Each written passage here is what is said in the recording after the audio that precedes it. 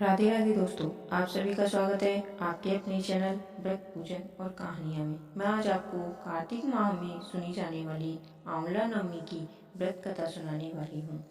एक आंवला राजा था जो रोज एक सोने का आंवला दान करता था और बाद में खाना खाता था। एक दिन उसके बेटे बहू ने सोचा कि इस तरह तो राज्य का खजाना खाली हो जाएगा, इसलिए इनके दान करने की आदत को बंद करना चाहिए।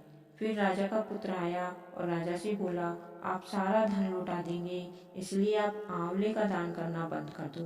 तब राजा रानी व्याकुल मन से उजाड़ में जाके बैठ गई। राजा ने आंवले का दान नहीं किया, इसलिए खाना भी नहीं खाया। तब भगवान ने सोचा, इनका मान तो रखना पड़ेगा। तब भगवान ने सपने में कहा कि तुम उठो, तुम्हारी पहले जैसी रसोई हो गई है और आंवले का वृक्ष लगा है, तुम दान करो और जीम लो।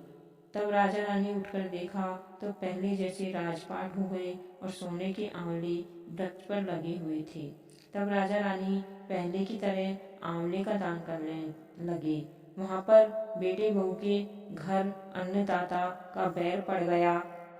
आसपास के लोगों ने कहा कि जंगल में एक आंवलिया राजा है, सो तुम वहाँ चलो तो तुम्हारा दुख दूर हो जाएगा। वे वहाँ पर चले गए। वहाँ पर रानी अपने बेटे और बहू को देखकर पहचान गई और अपने पति से बोली कि इन दोनों से काम तो कम कराएंगे और मजदूरी ज़्यादा देंगे।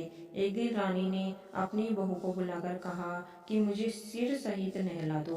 बहू सिर धोने लगी तो बहू की आंखों में आंसू निकलकर रानी की पीठ पर पड़ गए। तब रानी बोली, तुम क्यों रो रही हो, मुझे कारण बताओ। तो बहू बोली, मेरी भी सासू की पीठ पर ऐसा ही मस था। वह एक मन का आंवले का दान करते थे तो हमने उन्हें करने नहीं दिया, हमसे गलती हो गई।